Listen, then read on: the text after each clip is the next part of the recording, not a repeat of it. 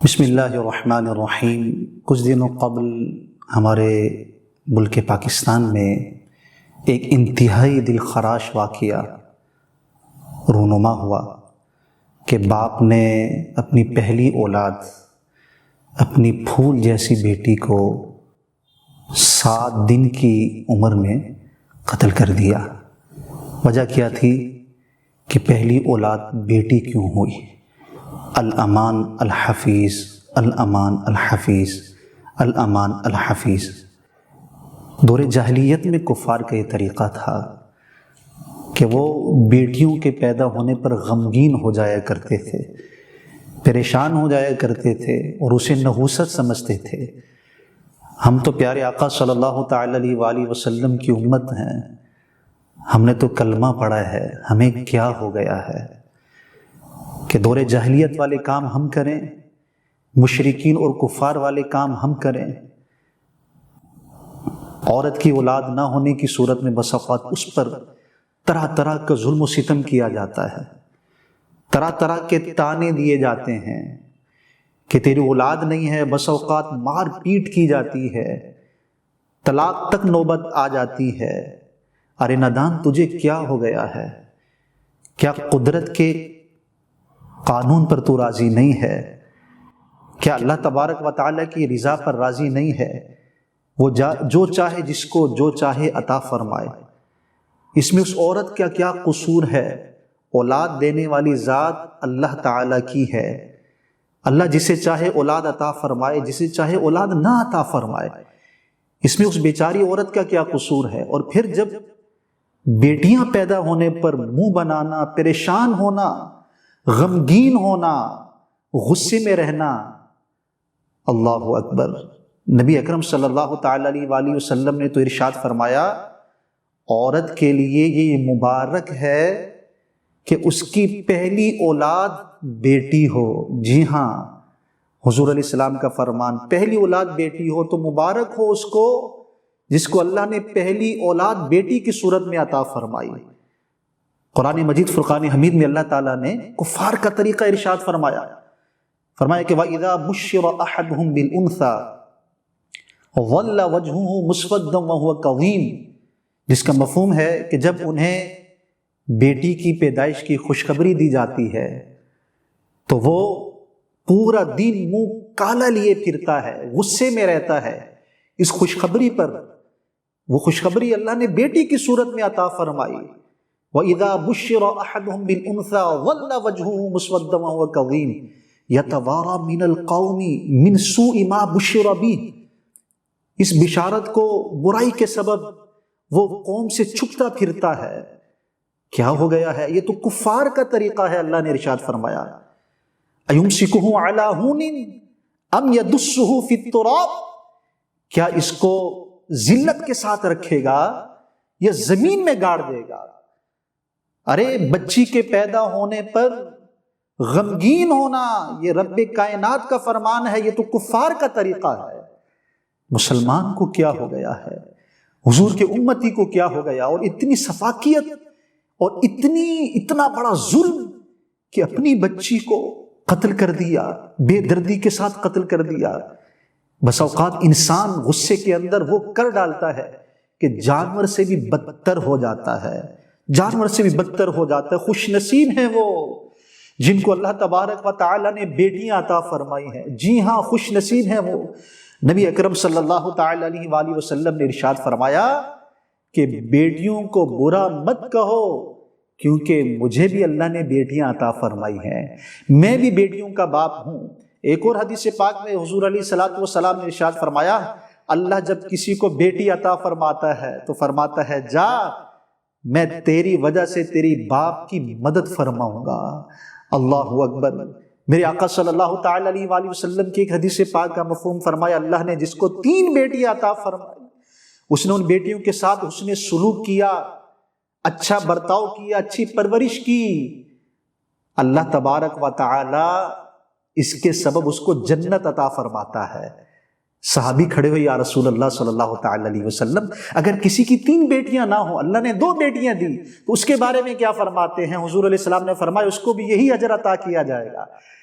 اور پھر عرض کیا گیا یا رسول اللہ صلی اللہ تعالی علیہ وآلہ وسلم اگر ایک بیٹی ہو، حضور علیہ الصلوۃ والسلام نے فرمایا اس کو بھی یہی اجر عطا فرمایا جائے گا کہ اگر بیٹی عطا فرمائی، اللہ نے رحمت عطا فرمائی، بیٹی کو رحمت کہا گیا ہے، اور اس کی اچھی تربیت کی ہے، اس سے حسن سلوک کیا ہے، اسے اچھا برتاؤ کیا ہے، تو یہ جنت میں داخلے کا سبب ہے۔ بیٹیاں تو روایت کے مطابق اپنے ماں باپ کے لیے جہنم سے آڑ ہیں، ارے جو جہنم سے بچائے، جو جنت میں جانے کا سبب بنے، وہ اللہ کی کتنی بڑی رحمت ہے، کتنی بڑی نعمت ہے۔ افسوس ہے ان مسلمانوں پر کہ جو بیٹی کی پیدائش پر ناخوش ہوتے ہیں، تف ہے ان مسلمانوں پر کہ جو غمگین ہوتے ہیں، اور پھر الامان الحفیظ نوبت اس طور پر آ جائے، نوبت یہاں تک آ جائے کہ پھر بچی کو جان سے ہی مار دیا جائے۔ اللہ اکبر کبیرہ، اللہ اکبر کبیرہ۔ قرآن مجید فرقان حمید میں اللہ تعالیٰ نے ارشاد فرمایا یہ قدرت کا قانون ہے، یہ قدرت کا نظام ہے، یہب لمن یشاء اناثا ویہب لمن یشاء الذکور۔ اللہ جسے چاہے بیٹیاں عطا فرمائے، جسے چاہے بیٹے عطا فرمائے، او یزوجہم ذکرانا واناثا، یا بیٹیاں بھی عطا کر دے، بیٹے بھی عطا کر دے، ویجعل من یشاء عقیما، یا جس کو چاہے بانجھ رکھے، کوئی اولاد نہ دے۔ یہ رب ہے جو چاہے کرے، اس کا قانون ہے، وہ قدرت والا ہے، وہ طاقت والا ہے، وہ سب کا پالنہار ہے، وہ حکیم ہے، اس کا کوئی کام حکمت سے خالی نہیں ہوتا، اسے کوئی پوچھنے والا نہیں، جو چاہے کرتا ہے، اور جو کرتا ہے وہ درست کرتا ہے۔ جس کے لیے جو چاہا صحیح کیا، درست کیا، جس کو اولاد عطا کی پھر بھی شکر ہے، جس کو فقط بیٹیاں عطا کی پھر بھی اس کا شکر ہے، جس کو اولاد عطا نہ کی پھر بھی اس کا شکر ہے۔ وہ حکیم ہے، وہ حکیم ہے، اور حکیم ہے کہ جس کا کوئی کام حکمت سے خالی ہوتا ہی نہیں ہے۔ ارے ہماری سمجھ میں آئے یا نہ آئے، وہ رب ہے، وہ خالق ہے، وہ مالک ہے، وہ بہتر جانتا ہے کس کے لیے کیا بہتر ہے، ہم کیا جانیں۔ قرآن میں اللہ نے فرمایا وَعَسَىٰ أَن تَكْرَهُوا شَيْئًا وَهُوَ خَيْرٌ لَكُمْ، کہ بہت ساری چیزیں ایسی ہیں کہ جن کو تم اپنے لیے برا جانتے ہو لیکن وہ تمہارے لیے بہتر ہیں۔ وَعَسَىٰ أَن تُحِبُّوا شَيْئًا وَهُوَ شَرٌّ لَكُمْ، اور بہت ساری چیزیں ایسی ہیں کہ جن کو تم پسند کرتے ہو لیکن وہ تمہارے حق میں بہتر نہیں ہیں۔ وَاللَّهُ يَعْلَمُ وَأَنْتُمْ لَا تَعْلَمُونَ، اللہ فرما رہا ہے کہ اللہ بہتر جانتا ہے، وہ جاننے والا ہے کس کو کیا عطا کرنا ہے، تم نہیں جانتے۔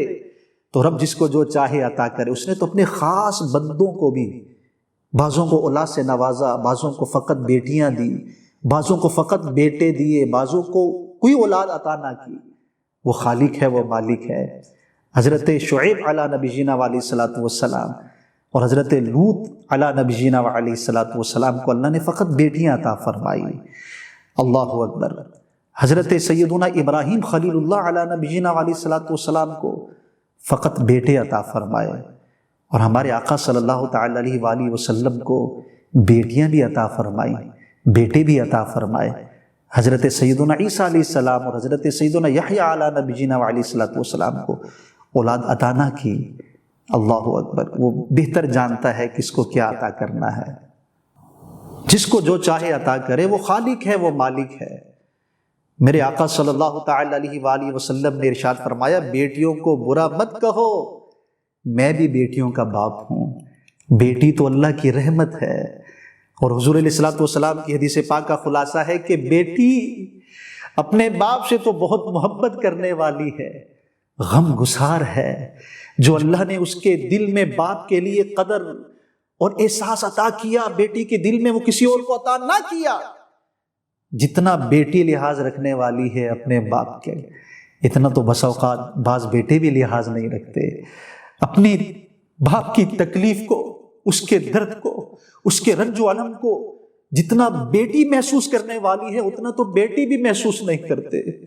جتنی تکلیف میں باپ کو دیکھ کر بیٹی کو تکلیف پہنچتی ہے، رنج میں دیکھ کر رنج پہنچتا ہے، غمگین ہو جاتی ہے، اور کوئی خوشی پہنچے تو اسے بھی خوشی پہنچتی ہے، یہ بہت سارے بیٹوں میں چیز نہیں دیکھی جاتی۔ اللہ نے بیٹی کے سینے میں یہ احساس عطا فرمایا ہے۔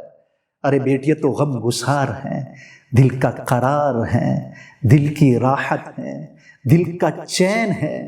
اور حضور علیہ السلام نے فرمایا کہ بیٹیاں تو بہت محبت کرنے والی ہیں، بہت الفت کرنے والی ہیں۔ ارے اے آقا صلی اللہ تعالی علیہ وآلہ وسلم کی امتیوں، جن کا تم نے کلمہ پڑھا ہے، ان کی سیرت سے ہمیں کیا درس ملتا ہے، ان کا عمل کیا ہے؟ حضرت سیدتنا فاطمۃ الزہرا رضی اللہ تعالی عنہ، نبی اکرم صلی اللہ تعالی علیہ وآلہ وسلم کی لخت جگر، حضور علیہ الصلوۃ والسلام ان کو دیکھتے تو کھڑے ہو جایا کرتے تھے اور اپنی جگہ پر ان کو بٹھاتے، ان کے لیے چادر بچھا دیا کرتے تھے، ان کی پیشانی پر بوسے دیا کرتے تھے۔ حضرت فاطمۃ الزہرا رضی اللہ تعالی عنہ کا جب عقد ہوا، نکاح ہوا، رخصتی ہوئی حضرت علی رضی اللہ تعالی عنہ کے ساتھ، تو گھر کچھ دور ہو گیا۔ میرے آقا صلی اللہ تعالی علیہ وآلہ وسلم نے یہ چاہا کہ میری بیٹی میرے قریب آ جائے، تو پھر ایسا ہی ہوا کہ گھر کی قریب لایا گیا، جہاں ازواج مطہرات رضی اللہ تعالی عنہن کے حجرات ختم ہوتے تھے، وہاں حضور علیہ الصلوۃ والسلام کی لخت جگر فاطمہ کا گھر تھا۔ حضور علیہ الصلوۃ والسلام جب کسی سفر میں تشریف لے جاتے، سب سے مل لیتے، آخر میں فاطمہ سے ملتے، اور جب سفر سے واپس تشریف لاتے تو سب سے پہلے فاطمہ سے ملتے تھے، تاکہ جدائی میں زیادہ وقت نہ گزرے۔ میرے آقا صلی اللہ تعالی علیہ وآلہ وسلم نے ایک مرتبہ حضرت فاطمۃ الزہرا رضی اللہ تعالی عنہ کے کان میں کوئی بات کہی، یہ بات سن کر آپ رو دوئی، آپ نے رونا شروع کر دیا۔ کچھ دیر کے بعد نبی اکرم صلی اللہ تعالی علیہ وآلہ وسلم نے پھر کان میں کچھ فرمایا، وہ سن کر حضرت فاطمۃ الزہرا رضی اللہ تعالی عنہ مسکرا دی۔ اللہ اکبر۔ پوچھا گیا کہ حضور علیہ الصلوۃ والسلام نے کیا کہا، تو آپ نے فرمایا کہ راز کی بات ہے۔ اور پھر نبی اکرم صلی اللہ تعالی علیہ وسلم کے جب وصال ہوا، سیدتنا عائشہ صدیقہ رضی اللہ تعالیٰ عنہ فرماتی ہیں، میں نے پوچھا آخر کیا وجہ تھی کہ پہلی مرتبہ حضور علیہ الصلوۃ والسلام نے کان میں کہا تو آپ رو دوئی، اور جب دوسری مرتبہ کہا تو آپ ہنس دی، اس کی وجہ کیا ہے؟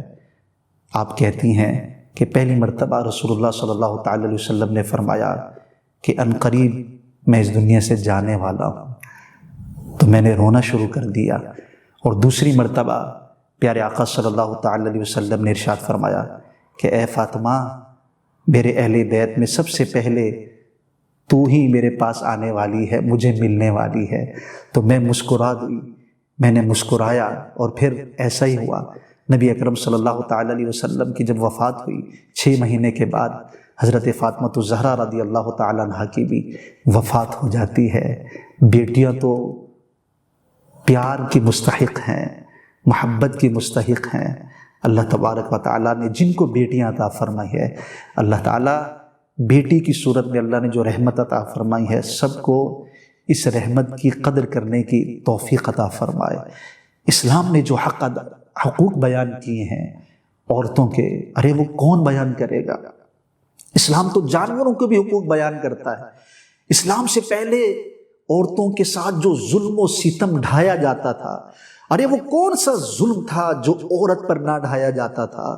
اللہ اکبر۔ عورت کو صرف نفسانی خواہشات کے طور پر استعمال کیا جاتا، اس کو کوئی حق نہ ملتا، وہ جو کچھ محنت مزدوری کرتی کسی مال کی مالک نہ رہتی، سارا مال مرد کے سپرد ہوتا، چھوٹی چھوٹی بات پر اسے قتل کر دیا جاتا، زمین میں گاڑ دیا جاتا اور اس کو مسلح کیا جاتا، کبھی کان ناک ہاتھ کاٹ دیے جاتے، اس پر طرح طرح کا ظلم ڈھایا جاتا۔ اللہ اکبر۔ عورت جب بیوہ ہو جاتی تو اس کو عدت کے طور پر 1 سال تک جھونپڑے میں رکھ دیا جاتا، اور اس ذلت و رسوائی کے ساتھ اسے وہاں رکھا جاتا، برا سلوک کیا جاتا، اور نہ اسے غسل کرنے دیا جاتا، نہ اسے آزادی دی جاتی۔ 1 سال ختم ہونے کے بعد اس کے آنچل میں اونٹ کی مینگنیاں باندھ کر اسے پھرایا جاتا تھا، اور کہا جاتا تھا یہ مینگنیاں گراتی رہے تاکہ یہ نشانی ہو کہ عدت ختم ہو چکی ہے۔ بعض عورتیں تو اسی جھونپڑے میں مر جایا کرتی تھی۔ اس قدر ناروا سلوک، اس قدر ظلم و ستم، اللہ اکبر۔ اور پھر میرے رحمت للعالمین آقا، پیارے آقا، اللہ تعالیٰ کے محبوب صلی اللہ تعالی علیہ وآلہ وسلم اس دنیا میں تشریف لائے، ظلمت چھٹ گئی، نور ہی نور پھیل گیا، ہر ایک کو حق ملا، ہر ایک کو آپ کی آمد پر خوشی ہوئی۔ اللہ اکبر۔ اسلام نے پھر جو عورت کو مقام عطا کیا، عورت کو جو عزت عطا کی، عورت کو جو تحفظ عطا کیا، قرآن نے کہا وَلَهُنَّ مِثْلُ الَّذِي عَلَيْهِنَّ بِالْمَعْرُوفِ، جس طرح مرد کے حق ہیں اسی طرح عورت کے بھی حقوق ہیں۔ قرآن نے کہا کہ اگر عورت بیوی کی صورت میں ہے وَعَاشِرُوهُنَّ بِالْمَعْرُوفِ، تو ان کے ساتھ اچھا برتاؤ کرو، اچھی طرح زندگی گزارو، ان کے ساتھ حسن سلوک کرو۔ اگر یہی عورت بیٹی کی صورت میں ہے تو شریعت اور اسلام نے کہا یہ تمہارے لیے رحمت ہے، یہ تمہارے لیے جنت میں جانے کا سبب ہے، یہ تمہارے لیے جہنم سے آڑ ہے، اسی کے سبب سے اللہ تمہیں رزق عطا فرمائے گا، اسی کے سبب سے اللہ تمہاری مدد فرمائے گا۔ ارے یہی عورت جب ماں کی صورت میں ہو، جب ماں کی صورت میں ہو، تو قرآن نے اور حدیث نے جو ان کے حقوق بیان کیے ہیں، اللہ اکبر۔ میرے آقا نے فرمایا الجنت تحت اقدام الامہات، جنت ماں کے تلووں کے نیچے ہے۔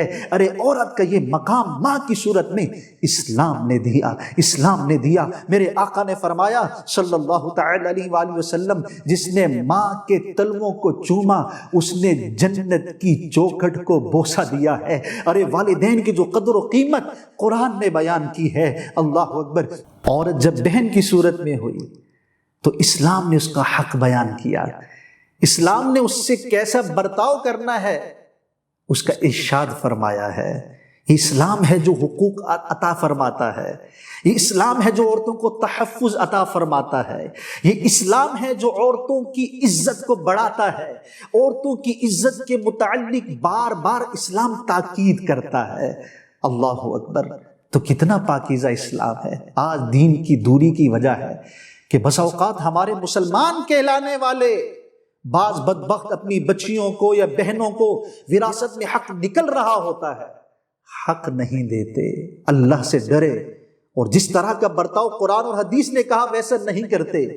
میدان محشر میں رب کے حضور منہ دکھانا ہے اور ہر ایک عمل کے بارے میں پوچھ گچھ ہوگی، اس کا جواب دینا ہے۔ اللہ تبارک و تعالی ہمیں عمل کی توفیق عطا فرمائے، اور جو کچھ بیان کیا اللہ تعالی ہمیں اس پر عمل کر کے اس کا پیغام عام کرنے کی توفیق عطا فرمائے۔ میں سب سے ریکویسٹ کروں گا، عرض کروں گا، یہ وہ وقت ہے بجائے اس کے کہ اس کو صرف خبر کی زینت بنا دیا جائے، یہ آپس میں ڈسکس کیا جائے۔ ایک تو عملی طور پر ہم سب میدان میں آئے، ہم سب میدان میں اللہ نے جن کو بیٹیاں عطا کی ہیں، آج تک کسی پر ظلم کیا تو اللہ کی بارگاہ میں توبہ کر لو، اللہ کی بارگاہ میں توبہ کر لو۔ دل آزاری کی تو جس کی دل آزاری کی اس سے معافی مانگنا ہوگی، چاہے وہ کسی بھی صورت میں ہو، چاہے وہ اولاد کی صورت میں ہو۔ دل آزاری کرنا گناہ ہے، تو فقط خبریں نہ بنے، فقط اف اف نہ ہو، فقط اپنی گالوں کو تھپکنا ہی نہ ہو، فقط استغفر اللہ کہنا ہی نہ ہو۔ آئیے میدان عمل کی طرف، آئیے عمل کی طرف۔ ایسے کتنے واقعات ہوتے ہیں، خبریں پڑھ کر، خبریں سنا کر، آپس میں گفتگو کر کے ہمارے عمل میں تبدیلی نہیں ہوتی۔ آج میں آپ کی خدمت میں عرض کرتا ہوں، آئیے یہ واقعات دیکھ کر یہ قیامت کی علامتیں ہیں، اپنے اندر تبدیلی لائیے۔ اگر آج تک اچھا برتاؤ نہ کیا اولاد سے تو اچھا برتاؤ کیجئے۔ اللہ کل بروز قیامت جو اللہ نے اولاد کی صورت میں نعمت عطا فرمائی ہے اس کے بارے میں بھی پوچھے گا، اس کے بارے میں بھی پوچھے گا، ہر نعمت کے بارے میں سوال ہوگا۔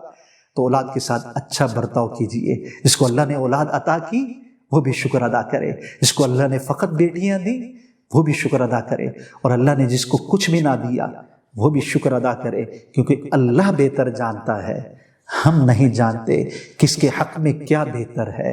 اللہ ہمیں عمل کی توفیق عطا فرمائے، آمین یا رب العالمین۔